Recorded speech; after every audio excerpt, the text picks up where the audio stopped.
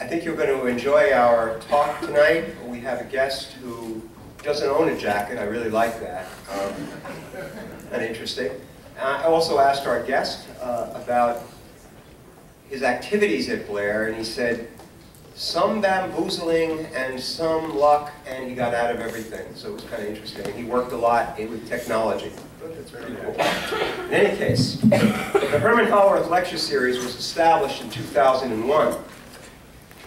It was established by Richard Hollerith Jr., father of Sue Cashin, 85, formerly Sue Hollerith, who was a fine swimmer, and is also the aunt of our guest, Jamie Hollerith. The series is named in the memory of Mr. Hollerith's grandfather, Herman Hollerith, the son of German immigrants and a graduate of Columbia College of Mines in 1879. In 1890, Herman Hollerith developed an electrically driven census system that reads punch cards to automate the grueling process of compiling accurate census figures.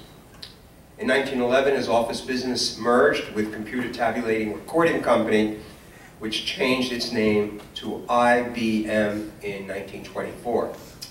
The Economist magazine has named the punch card data tabulation revolution one of the most significant innovations in the last 500 years. Wonderful, and it's nice to have someone in the tech world to speak tonight. Alex Rubenstein is graduated in 1992. He co-founded an internet providing company in Northwest New Jersey called Net Access Corporation. It has become one of the largest regional ISPs in the US, serving tens of thousands of local and international businesses, educational institutions, and residential customers. Alex acts as the Chief Operating Officer of Net Access. His expertise in technology and internet service spans the telecommunications industry, and currently much of his work focuses on large data centers, from the design stage to construction to commissioning the data transmission facilities. Tonight he's going to talk a little about his Blair years and focus mostly on how a company is built from the ground up, and then to speak a bit about a few of the challenges facing a company that's up and running. This is a busy man, and he's come far since '92. He's done a lot. He's the father of 3 kids. Unfortunately, his wife couldn't be here tonight, but it's just wonderful to have him in the room here, and he'll tell you a little about his story. So this is Alex Rubenstein, class of '92.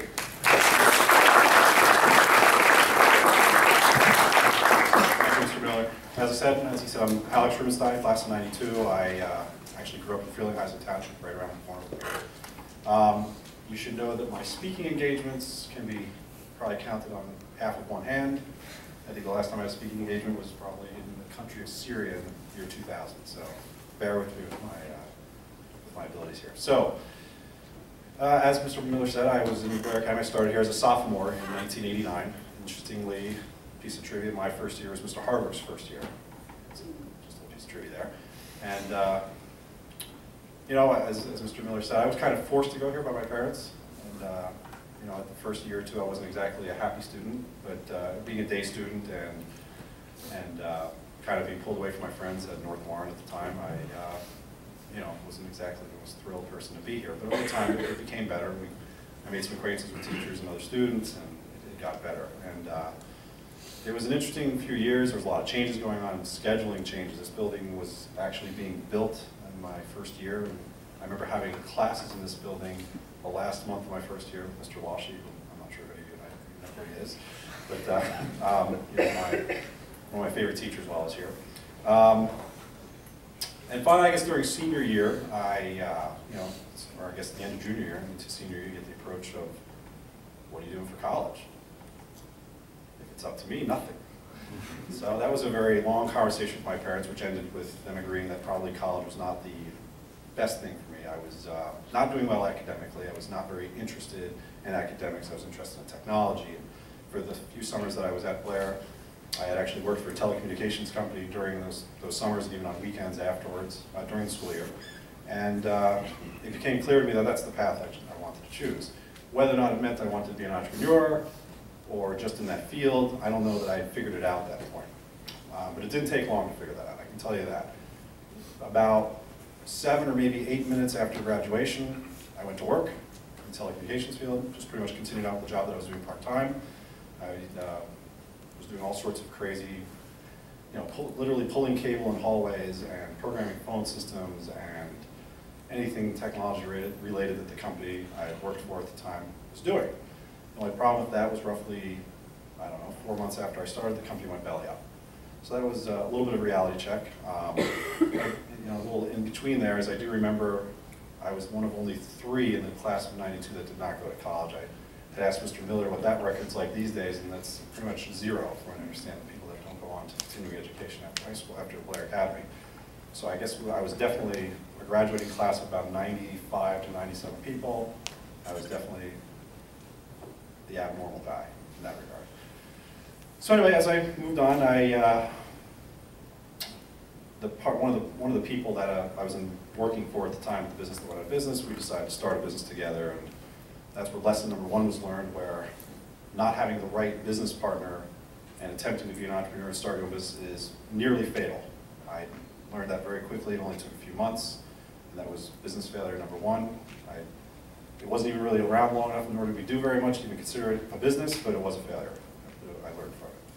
So I moved on, and I said, maybe this isn't really for me, maybe I do need to work for someone. And I went to work for someone for a short period of time. At that time, Novell networks were the big rage, and even just putting networks in offices, they didn't even really exist. This is pre-internet as well. Failure number 2 was, I can't work for anybody. And that, I think, was the turning point in my life where I realized I am an entrepreneur. And I'm not sure that you know that until you maybe experience a failure or until you realize, some event occurs in your life that makes you realize that you can't necessarily work for someone. I think that's what the key thing was for me. I can't have a boss, as strange as it may sound. I don't necessarily take direction well. I don't like being told what to do, even by my wife, which is another skeptic session probably. So anyway, I learned that very quickly, and I started a business. I happened to meet my current business partner in a social setting. We were talking about the internet, and we were talking about this and all the things we can do. And long story short, we started a company called Net Access Corporation in late 1995. This was a time, I don't know how many of you were even alive then necessarily, which has been a little surprising to me the last half hour. But 1995, the internet was just starting.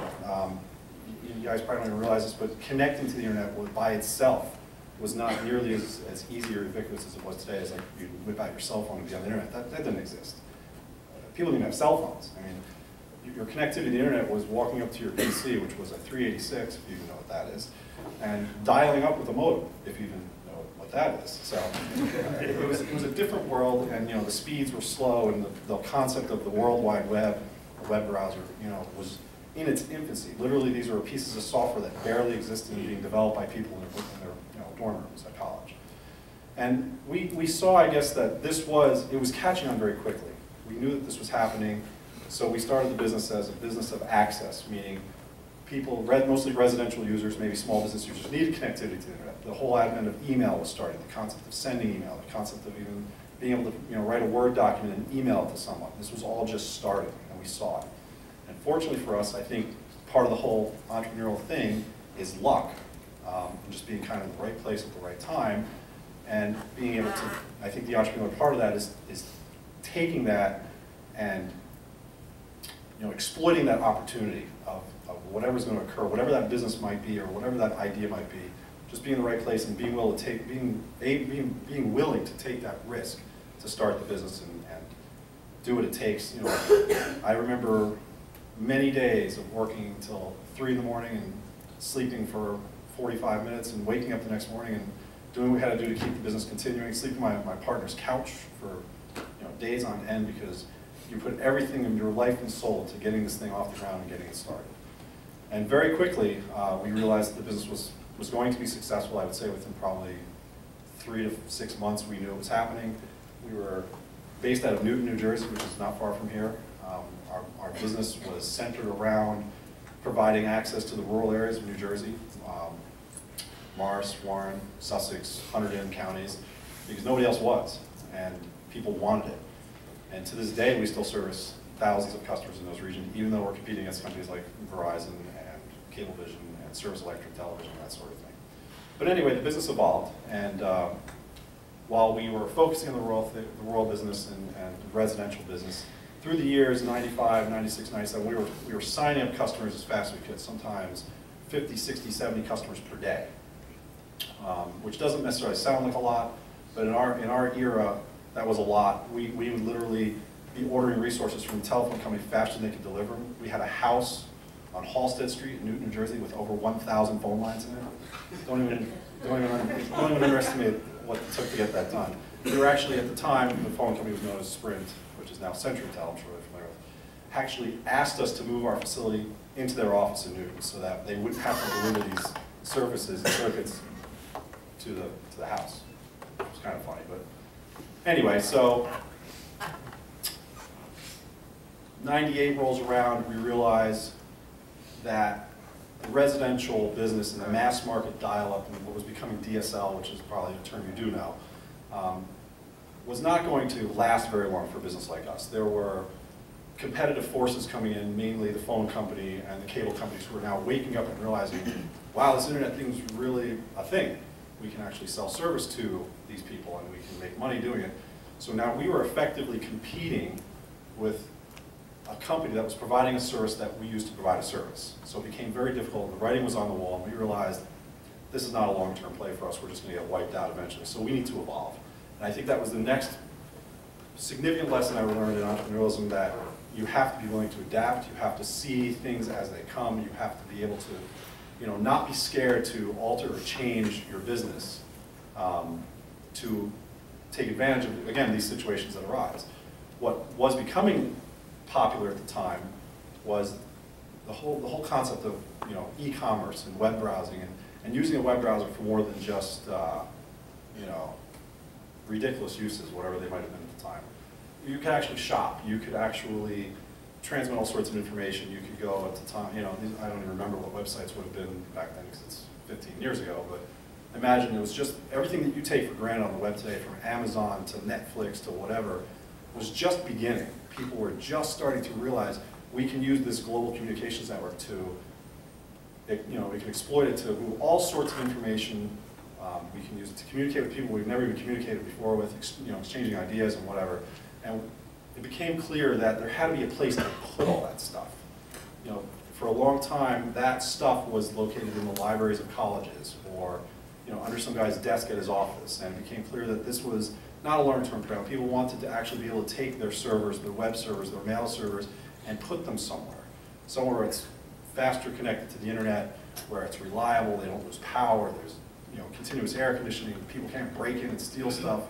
And that, combined with a couple of customer requests, we realized in the late 90s, around 99, that there was this business of taking people's equipment and housing it in our centers. This was before the term data center even really necessarily existed. It was co-location or whatever you wanted to call it. It effectively came for customers who said, I have this server in my office, I keep losing power, and my 56K line isn't fast enough, can I put it in your office? Sure.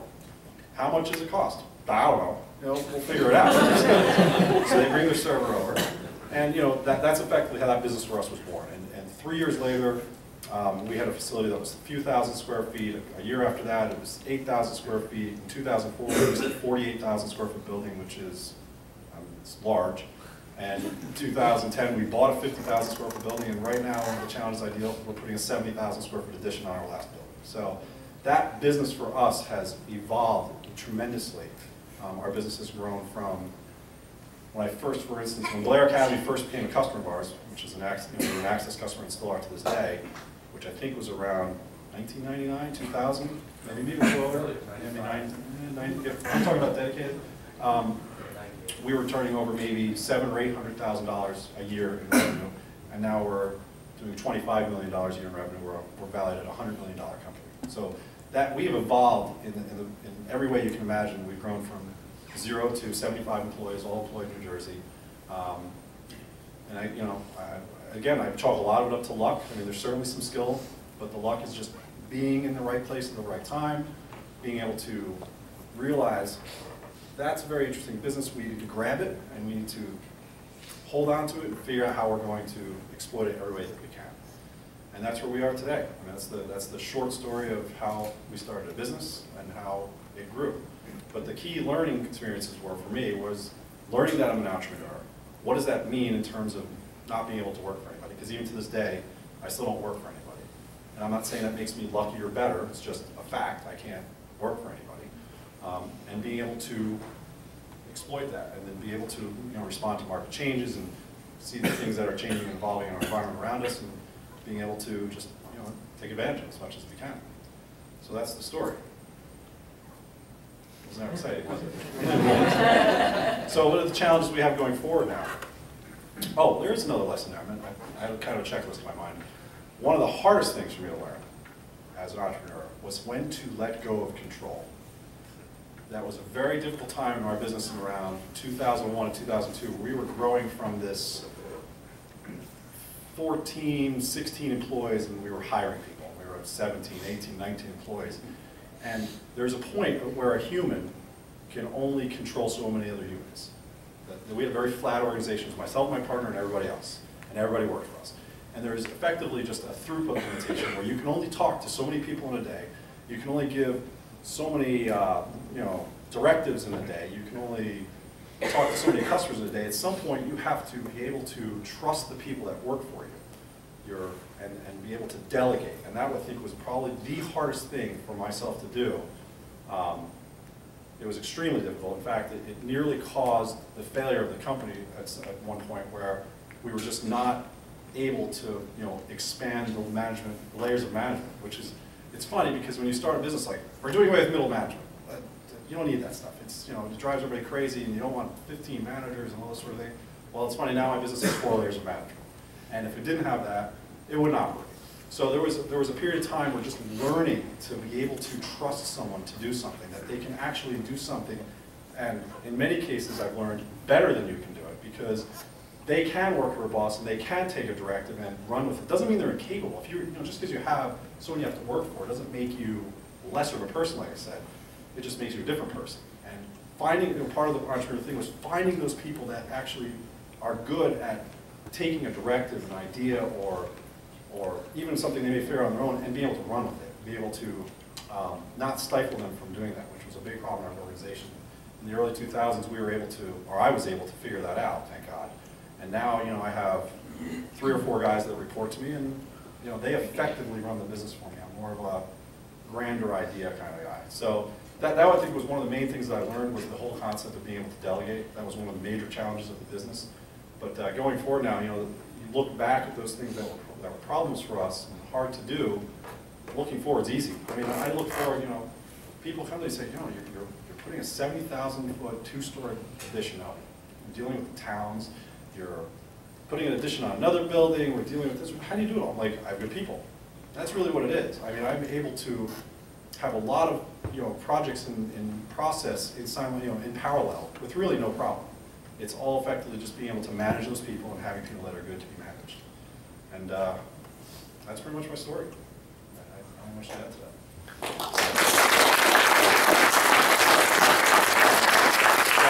Any questions? Anything ranging from anything? Why do you think initially your company succeeded over other ones that did? Well, to be honest with you, every company in our sector succeeded. In the late 90s, when the internet was burgeoning and starting, there were 8,000 internet service providers in the United States.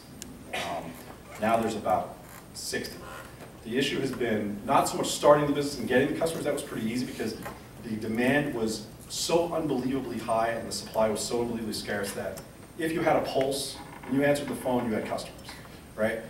What happened was the changes in the industry, as I said, the competitive nature. The companies that did not really follow that or see that coming are the ones that did not survive or hang on by a thread. Perfect example is, just in this last week, we acquired a company in Morristown, New Jersey, GTI, who had been in business longer than us. They were the same business as us, selling dial-up and dedicated services forever, and they're turning over $11,000 a month right now, where we're turning over $2.5 million a month. So it was just being able, and I know the guy personally, and I don't fault him. He was not really, he was lucky at the beginning, but not an entrepreneur in the end. And I think that's really just why we survived. I think it was, I don't like the chess beat, but we were able to see what happened and be able to adapt, quite honestly. Next. Being that when you started up, the internet and all technology jobs were sort of new, now looking at it in present, how accessible would you say those jobs are to people? Like how accessible to employees? Well, employees or possible entrepreneurs, when at the same time our generation is so acclimated to that sort of technology, even like 10, 12-year-olds who are already used to it. Like my kids. Yeah. How accessible or how different do you think it is? In terms of the employee attempting to get a job or the employer attempting to get employees? Employee attempting to get a job. I think it's tougher. You know, when we started back hiring people at a reasonable amount of, you know, when we actually needed people, and we probably started around 98, 99 is when we really started hiring people. There were not a lot of skilled workers in our field. And in fact, many of our workers came from either being a customer of ours or from high school, quite honestly, because they were the ones at the time embracing the technology. You know, as I was telling Marty at dinner tonight, we have a lot of employees that are very long-term, you know, 10, 12, 15 years, that started with us when they were in high school and evolved. So to answer your question, back then it was quite easy. It was harder to get employees, easier for employees to get jobs because there was this need for, you know, for skill. Now, as you say, everybody is technologically aware, but our needs have changed where maybe the type of employee that we're looking for is much more skilled than the average guy. Also, back then, so to speak, the knowledge base of a person attempting to get a job was very broad. Now we're looking for very narrowly skilled people. We're looking for people, you need to be a very good, you know, .NET programmer, and you need to be very good in Perl, and you need to understand routing using Cisco routers or whatever it might be. So, you know, we're constantly narrowing because as the positions increase and the complexity of the networks are and the complexity of the operation is, I think as someone who's attempting to get a job, you know, the only thing I can offer to you is you need to get as much hands-on experience as you can so you have that knowledge. And you go into, like with a business with ours, we don't, you know, we rarely look at a resume. I mean, we want to know a little bit about you, maybe what previous jobs, or do you like the job hop or anything like that. But we're not looking at college education. We're not looking at anything, you know, definitely not an educational sort of thing.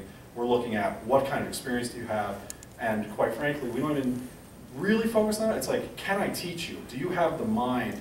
You may not need, I'm going to guarantee you don't need to know, you don't know everything I need you to know, but can you learn it? Do you have the mind that you're able to absorb new information and, you know, be open to learning something new? So I don't really think I answered your question after all that, but it's, you know, I really don't know how to answer your question. It's a very complicated question, to be honest with you. No. Blue shirt. How do you continue to be an entrepreneur? You talk about the business that you guys absorbed and how they were successful and then are no longer successful. How do you hit a boom with technology? What are you looking to do next? Well, that's a good question. I can draw a big X on the board if you want, because the line going up would be success, and the line going down would be risk tolerance, right? So as the business becomes more successful, you know, back when we had 5 employees and we were willing to do anything to get a customer, we would be willing to do anything to get a customer. We were willing to take any kind of risks. You know, we have $78 in the checking account. Let's buy a billboard for $1,300. And that's the mindset you have. Now it's like, you know, because the business is so successful, you don't want to take a huge stab at anything because it could, you know, it could upset the apple cart, so to speak, of an institution that's huge, lots of customers, critical infrastructure, and we have 75 kids, so to speak, employees. We don't want to mess that up, so to speak. So it does become a delicate balancing act as the business becomes more successful as to how you are willing to take certain risks. It's not easy, you know, because there's always that in the back of your mind, I could really screw this up. When you have nothing to lose, that's an easy decision. Did that answer your question? Sure. Okay. Yes? Looking back, are you glad you didn't go to college? Or would you have done something else? And would you recommend to your kids, for example, not going to college? That's a multi-part question. So, question number 1, am I glad that I didn't go to college? I can't answer that because I have nothing to compare it to. I certainly missed out on the experiences of going to college, you know, and there's quite a few people who work for me, including my, my number 2 guy who's college educated. You know, you hear stories of things that went out of college, and maybe some fact that you weren't in New Jersey for 4 years or something like that. Maybe I missed out on that, but I don't regret the choices I made in any respect. I'm happy with the choices I made in my life, and I've even toyed with going to take classes for, you know, maybe just to get an associate's degree so I have it, but then I realized I don't really need it, so there's no real reason to spend the time on it. As it relates to my kids, it's interesting. My wife is, she has a bachelor's of science in computer information systems, and she doesn't work, and she's also a certified New Jersey teacher. She doesn't, you know, she's home with the kids. So we have differing views on what our kids should do. I am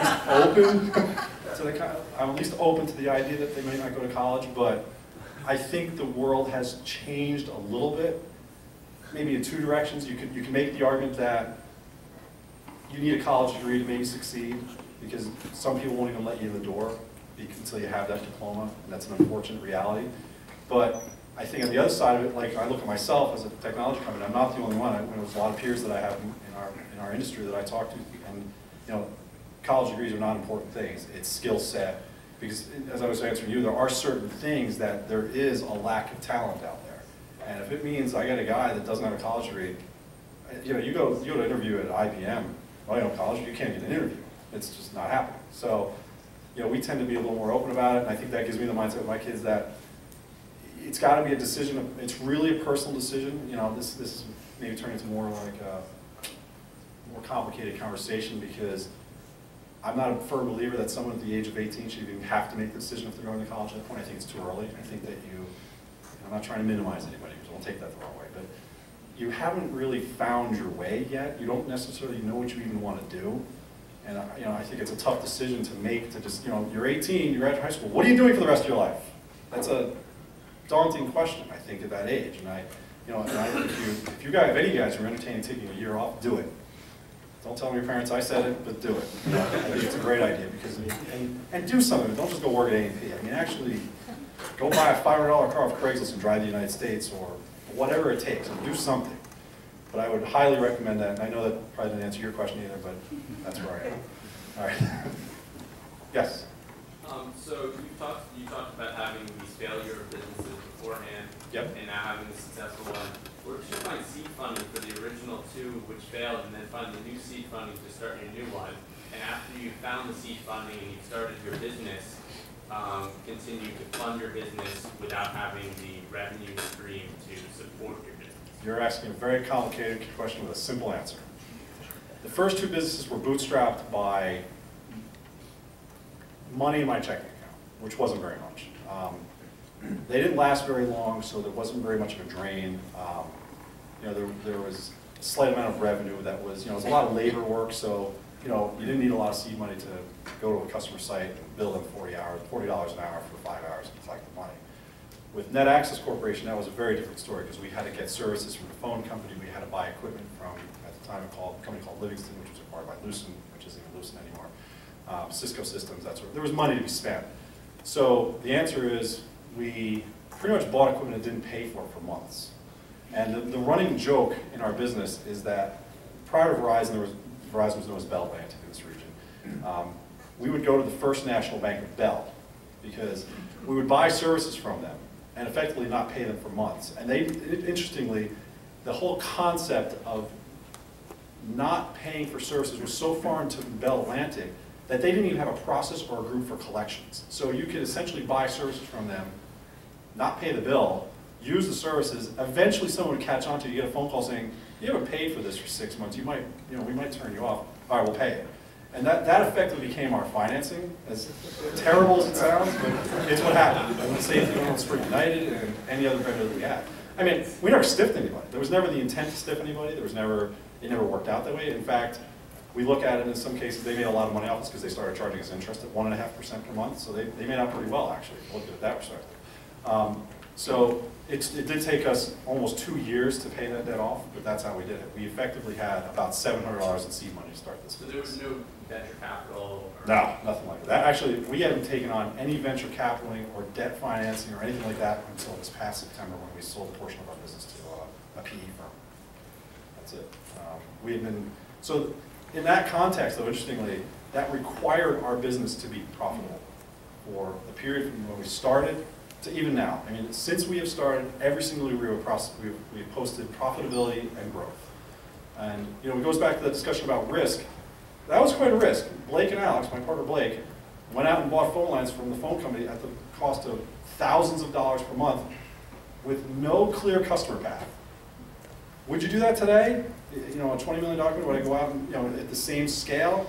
I don't know. It's a totally different, you know, situation, different discussion. Did that answer your question? Yep. Okay. Yes, sir. You mentioned an important part of your growth process was learning to let go and to delegate. Was there a series of events or a data event that made that clear to you, or was that just a slow thing? Yes. It was medical, actually. Not any major, like I didn't have a heart attack or anything like that, but very high blood pressure, not sleeping, anxiety, stress. Finally, there was a doctor who's like, you gotta do something. So, interestingly, my business partner stayed the same through the years. My general manager, who is effectively reports to myself and my partner, has been the same guy since 1997. My sales manager's been the same guy since 1997. So all these guys that wanted to do something, we were essentially, especially myself, were stifling. You don't need to do that, just do this, and don't worry about that, you know. And eventually just had to be like, go ahead. And it was just, I think it was really, it just got to the point where it was so draining every day that it actually got unfun to work there. And at some point it said it just has to change, and you have to, and it goes back to that risk discussion again. It's a risk to let go of that control. I'm risking, and what's the reward going to do? And it worked out great in this case. Yeah, it wasn't really any one particular turning point, but it was just like built up and built up and built up, and high blood pressure on top of everything else, and I gotta do something. And I guess I just had a reality check. Mr. Hardwick. Yeah, Alex, for a guy who can't work for anybody, Yes. but your boss, Is the customer. are you a boss now Of course. for the people who work for you? What are the qualities of a good boss if you are one, but you won't work for them? What are the good qualities of a boss? Okay. Well, I'm not sure there's really a connection between those two things, right? I mean, that's the easy answer, but how do I be a good boss to my guys? I really, going back to your conversation, I let them pretty much run their course, and we have a fairly, you know, we have a mantra almost that we're willing to let anybody fail once, right? You can make one mistake, you can make multiple mistakes, but you can only make that particular mistake one time. If you don't learn from it, that's where the problem is. And we've really tried to instill that to our guys and to ourselves to be like, you know, sometimes I do sit at my desk like, you know, with a squeeze ball, like, you know, squeezing it so hard it's deformed because you're listening to a conversation or a decision someone made. It's like, this is a train running off the tracks, but you know what? You gotta let the guy, you know, unless he's gonna put the place, you know, set the place on fire or burn it down or whatever. You gotta like let them run their course a little bit and let them learn to see where that takes them. And we do that quite a bit. And I think that's helped a lot through the years where, you know, like I said, my number 2 guy has been with us for 15 years, and he was the front end manager at the Newton ShopRite when he came to us. And now he's got 60 employees under him. You know, and it's all, and you know, he's taking some college classes and managerial stuff, so I'm not going to discount that. But it's a lot of it is just letting him do what he's going to do. And you know, every now and then, Jason, we got to talk about this. This is a little, you're a little out in the weeds here. You got to turn right here and talk this way. Maybe this is the right thing to do over here. And you know, usually you get like they agree, which is always good, or they say I don't agree, and we will facilitate the ability for a person to disagree and say this, but there has to be a why. Why do you disagree? And even if I don't necessarily agree with why they disagree, maybe we still let them go down that road. So I think to answer your question, it really is a lot of being able to let people run their course and let them do it, because you know we see a lot of customers we deal with where things are so micromanaged, nobody can make a decision, and that's That's the last thing we want happening. We want people making decisions, moving things forward. You know, one of our key principles in our business is to be nimble, to respond to changes very quickly. New products being announced or coming out, changes in the way we price a product, changes in how we deal with the customer or support process or whatever it is. We want those changes, fast. And if there's things that happen every day in my business that I don't know about, and I'm at the point now where I'm okay with that. I might hear about it 3 weeks later, staff meeting. What are we doing? Like one of those kinds of things. But it usually makes sense. Do you have a board of directors? Well, we do now. So my company was myself and my partner alone, 50% ownership each until roughly, I want to say end of July of 2012. And then finally we had realized that if we want to start growing at the rate we really want to start growing, because we have reasonably good organic growth of about 5% per year. Our industry is starting to, the data center industry specifically, is starting to consolidate, and we felt like we were a little too small. We were going to be missed out, so to speak, in the consolidation phase. We're probably too small to be pulled into something. So we took on a private equity firm, C4 Capital, in mid-2012, and as part of that, we now have board of directors. I don't think we had a board meeting in 18 years prior to that. Other than, a board meeting might have been a cell phone call on the way home. That's my partner. There really was nobody else. It was just the two of us. So now we have this quarterly process, which you want to talk about bosses, I guess there's kind of like, now it's like, I have to do reporting. I don't like doing reporting, so I have to delegate that. I have to work on that. It's something we work on in the next couple months, but it's been a little bit of a learning process, to be honest with you. Yes? How much of an impact do you think Blair had on where you are now? How much of an impact what? Do you think Blair had on where you are now? That's a tough question because it was a long time ago, to be honest with you. There is definitely some things I've learned at Blair through the 3 years I was here that certainly had an impact on it. I don't know that I can put my finger on them, but there was, and I'm talking about non-scholastically as well, like maybe political kind of things, how people work, because you don't really realize how important that is until maybe later in life. I just recently had a situation in the past 48 hours where I had a whole fiasco disaster with one of our energy suppliers and a broker that we use, and people communicating things that they shouldn't be. And you start to learn about what motivates people and what makes people do things the way they do it. And that's a big part of being a boss, so to speak, is you have to kind of maybe read ahead what's going to happen. So I think being at Blair, there's a lot of politics here. I'm not going to, and you guys know that. I mean, there's a lot of things that go on here. There's a lot of administration and people and cliques and niches and whatever else you want to call it. So I think if you start to kind of like step back and look at that, you can kind of learn from that, like how people operate. So I think, to answer your question, I think it's most interestingly that you learn a little bit about people. Because I will tell you this, going to North Warren was not bad, but it was everybody from Blairstown. So there was like no diversity, everybody's just talking about the same thing. You come here and, like I sat at dinner tonight next to a guy that was from Kenya.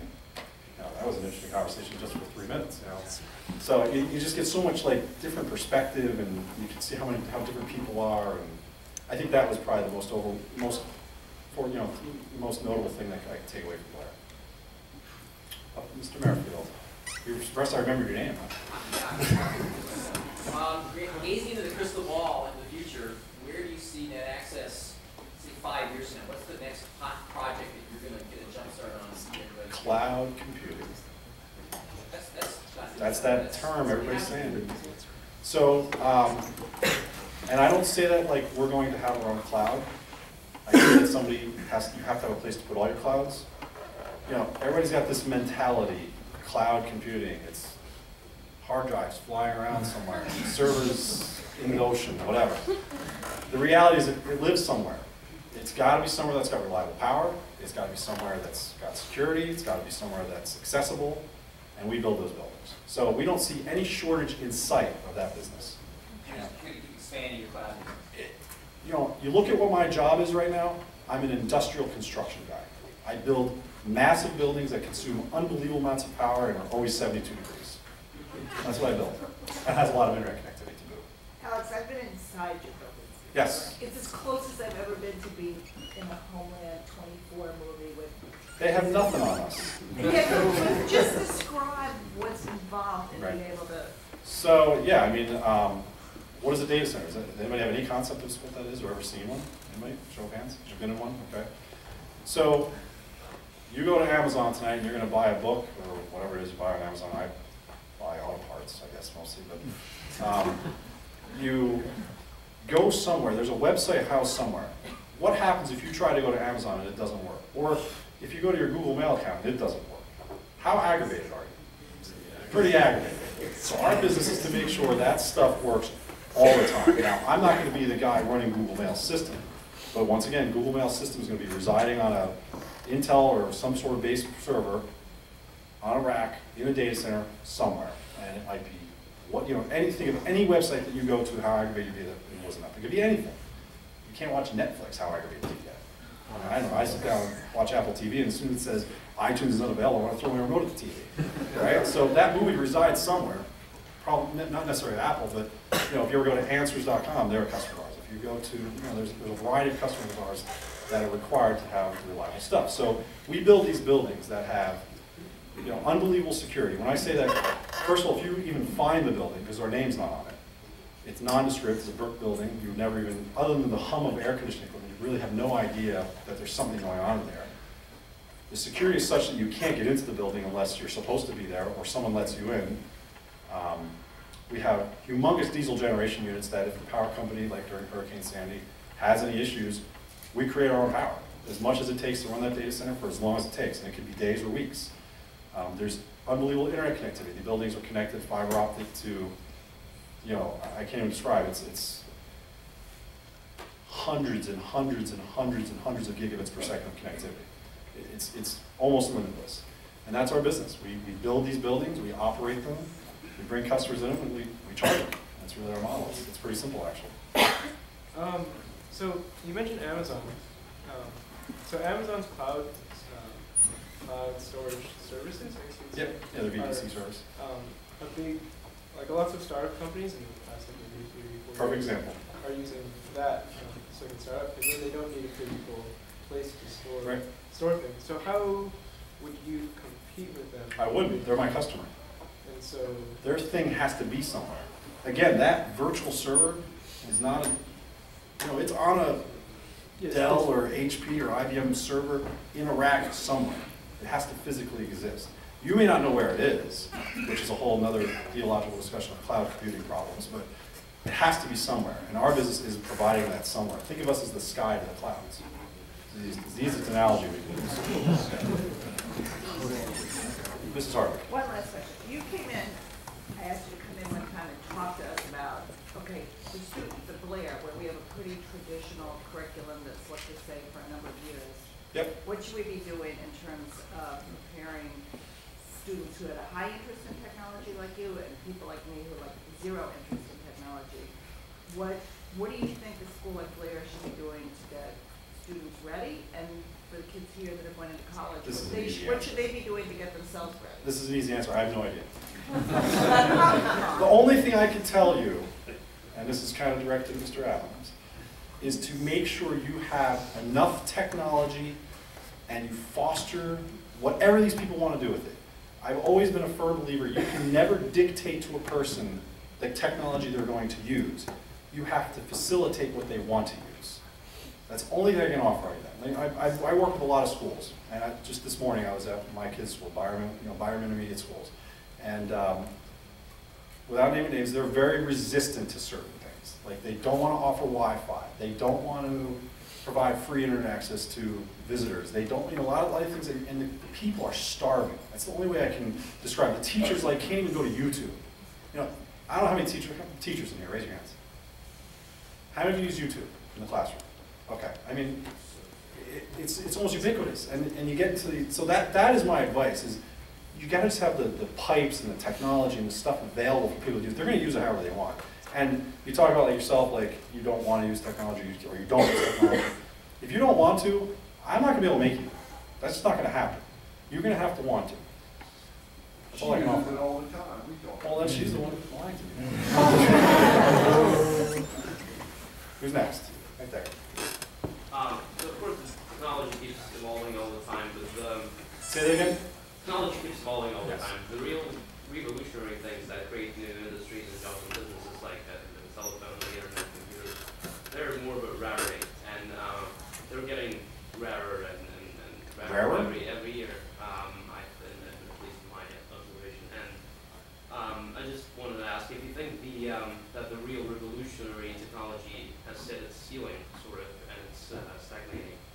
I don't believe that at all.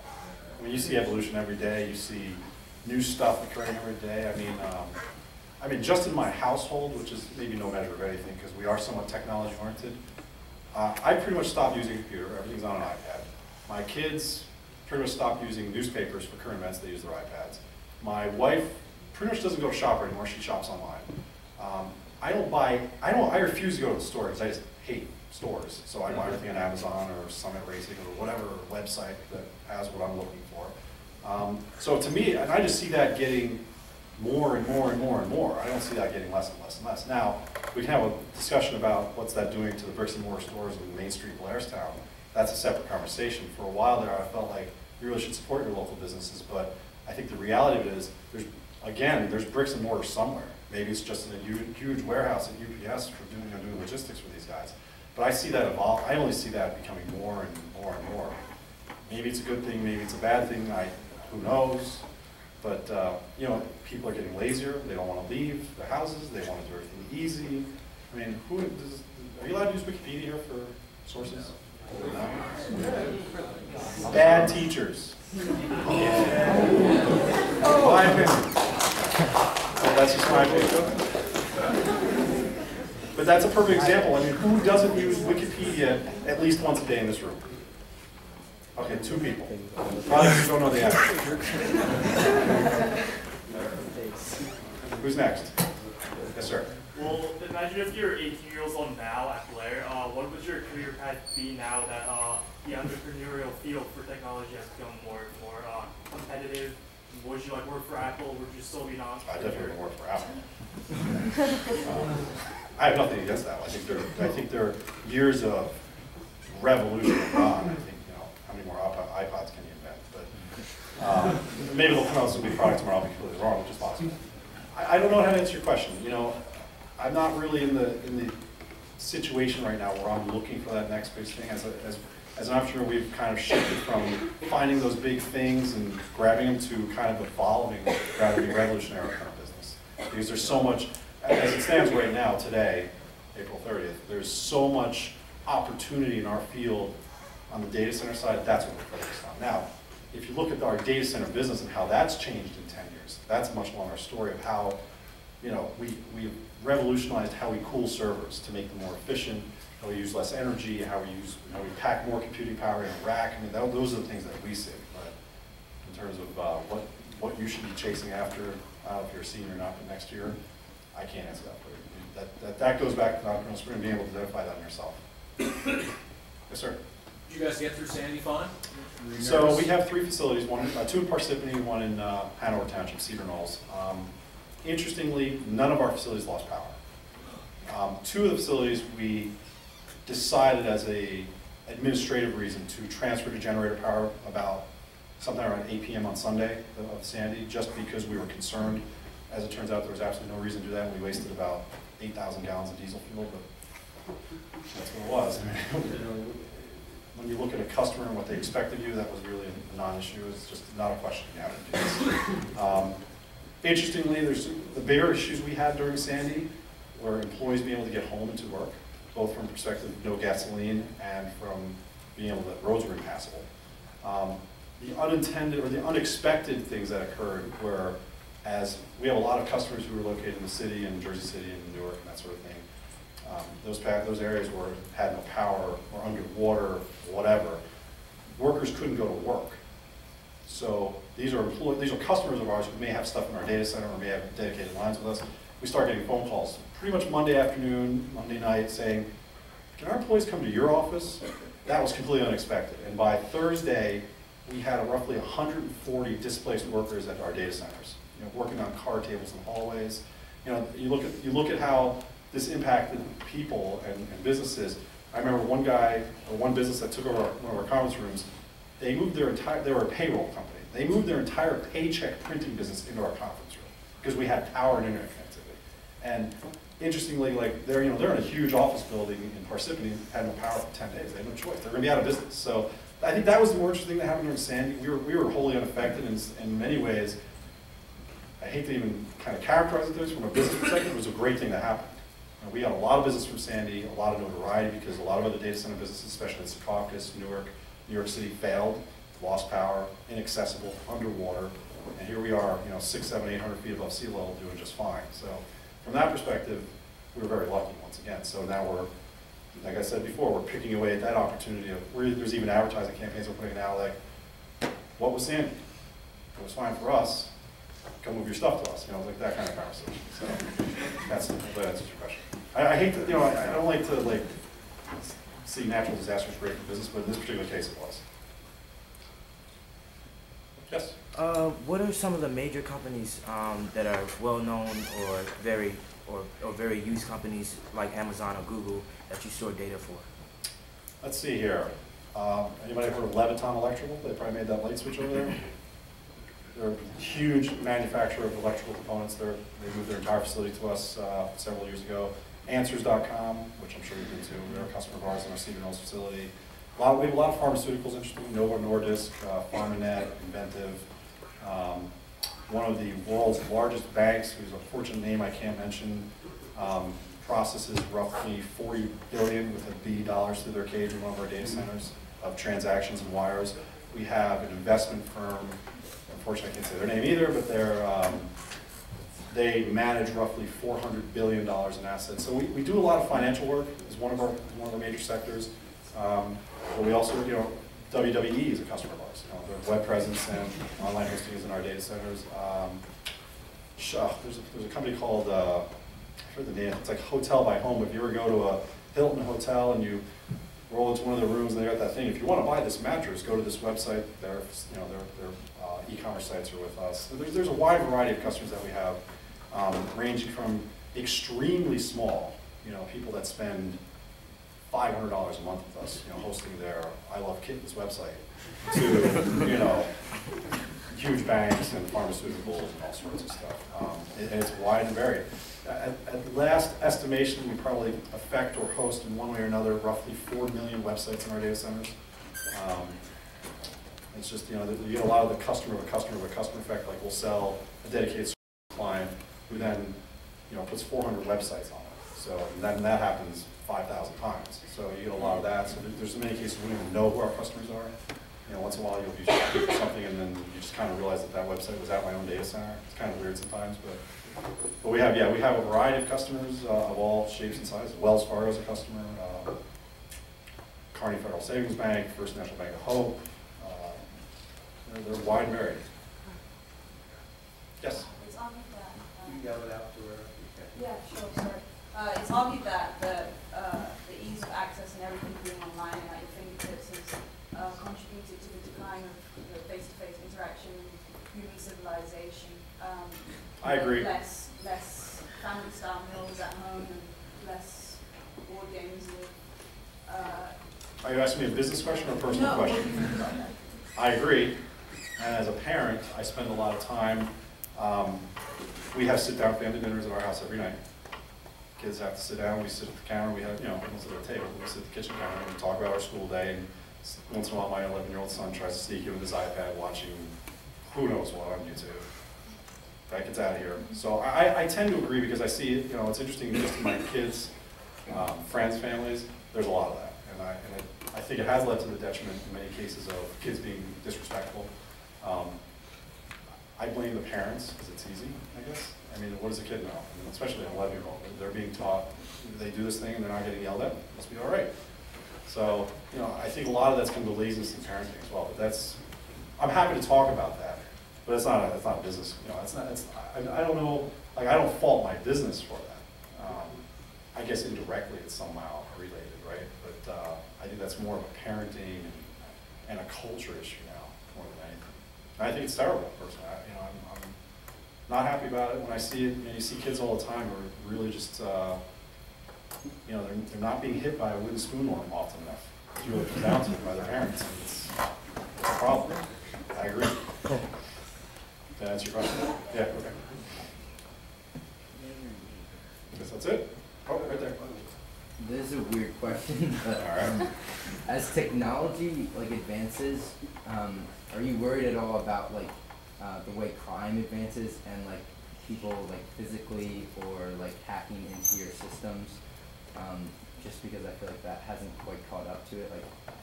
I think even as much security as I'm sure you have, do you still worry about like what people could do if they broke into one of your buildings and like hacked into like one of the banking like systems? Sure. So if you're talking from a physical perspective, like a guy knocking down a brick wall, yeah, either one. So that's an easy thing to stop really, because we have 24/7 security. They're generally armed. There's cameras everywhere. Walls are made out of steel plate, Kevlar, all kinds of crazy stuff. And to physically gain access to the building, and I'm not exaggerating, to physically gain access is an actually very complicated and difficult process requiring all sorts of levels of authorization and background checks. So from a physical perspective, I think our risk would be like a guy driving a truck into a building. That's like the physical risk. There's no guy going to be outside of the chisel. I mean, that's not going to happen. It's not like a bank hall. But from a cyber perspective, I think that's where 99.9% of the problem lies. You have, and it's a huge problem, don't get me wrong. I mean, I look at it from our organization, how much money and time we spend on our business. Because remember, we're not so much the systems, we're the building, right? Would so we be liable for? No, because we are never liable. When it comes to like, so Joe, a data center customer, brings in 10 servers and puts them in a rack and he gets hacked, that's his problem. I have nothing to do with that. Even if he buys security services from him, we're completely indemnified because 99% of the time it's stupidity of the person just allowing something to be open through a firewall or whatever that they shouldn't have, and we generally have no control of that. But from our own perspective, I mean, the attack vectors and the attempts of attacks are so numerous you can't even count them. I mean, it's a continuous battle. And when I say continuous, it's not like 3 times a day. It's like 10 times a second. Something is happening or somebody's trying to do something. So that is by far the biggest risk, the biggest problem, and by far one of the hardest things to mitigate. We as an organization, we have a team of 3 guys that all they do is security, meaning everything from making sure that when I log into my computer that my password is changed frequently and that my secure ID is working and all that sort of stuff, biometrics on the keyboard, making sure that occurs, but also from, our systems are connected to the internet, just like pretty much every system in the world today. Maybe that blackboard might be connected to the internet, we know, but everything is connected to the internet, so there's a vector to get to it, and somebody's attacking it. And that is probably, to answer your question, I think it is a huge risk. That is by far the largest risk I think I have from a cyber perspective is that banks, how many times do you hear about your credit card was stolen from some vendor that you bought a Pokemon card from 3 years ago off eBay, and they got your credit card number and social security number. That's the problem. The problem is not protecting the data, and that's, I am totally against regulation. I don't want the government involved in anything that I do, but if anything needs to be regulated, there has to be, and maybe it's not regulation, maybe it's ramifications of, like if a business stores your data and somehow it gets out in the wild because they were lax in their security concerns, they should be held liable. I don't think there's enough strength in that type of law right now, but maybe that would, maybe that would help cut it back. I don't know. That's something that definitely has to be figured out. Alex, let's have one last question. John Kennedy, who happens to be one of the first Hollerith speakers back in the day. John Kennedy is here. Yes, please. Yes, sir. I just wondered if during Sandy there was ever a moment of panic that you would run out of diesel fuel. Never. And I'll tell you why. First of all, I don't panic, ever. Except maybe about an hour ago. So we have a very extensive policy and procedure set that revolves around all those sorts of things that can happen. And the good news, the good thing about Sandy, so to speak, was that we knew it was coming. It wasn't a surprise. The things that cause a little bit of panic are the things that you don't expect. But by Tuesday of the week before, this is coming. And even if it's not, we're preparing. And preparing for us is, one of the first things is 10,000 gallons of diesel in a truck in the parking lot at each building. How many trucks? 2 trucks each building. So we have 20,000 gallons in the parking lot. So, and we consume diesel, we do all the calculations. We generally have about 7 days worth of diesel because we figure, as it was almost with Sandy, if there's a situation where we have to go to generator, we think, and we've predicted, and we've experienced for years, all the way back to Floyd in 1998, whenever that was, 7 days is a long time. If things are not worked out by 7 days that you can get a diesel truck from, say, Linden to Hanover Township, don't know if I care. So there's like much bigger problems going on. So that's generally the cutoff. And it goes to everything. Do we have enough food? Do we have cuts. You know, there's this whole thing that we go through several times per year, usually for no reason because it doesn't work out or it's not as bad as we thought. But Sandy was a test in regard of gasoline. So that was an interesting thing. Nobody expected gasoline to be a shortage. You know, that didn't hit until what, Wednesday? You know, Tuesday, Wednesday after. I'm kind of like crazy about that sort of thing. So Saturday I went and filled up all my cars and filled all the gas cans I had. Figured, how can it hurt? But by Tuesday it's like, holy crap, this is a real problem. And next thing you know, literally our facilities guys are taking pickup truck loads of gas cans to Stroudsburg to fill up gas cans. And the funny thing is, you get out there, and you're getting 20 gas cans, 5-gallon cans in the back of the truck, and you're filling up, and these people, the local people, are like, "What the hell are you doing? Like, do you watch the news?" And it's like, "What do you think we're doing?" Right? So, I think that answered your question. We love the saying of prepare for or plan for the worst, hope for the best, and that's how anything that's like that, we shoot for that. Okay, well, if you have other questions, I'm sure Alex will talk to you up front. Alex mentioned on a number of occasions he didn't know what he was going to talk about. As it turns out, plenty to talk about. It was a wonderful discussion about a new age in the world of high tech. Couldn't be happier that you're here at this time. It's the last Skeptics of the Year, so thank everybody.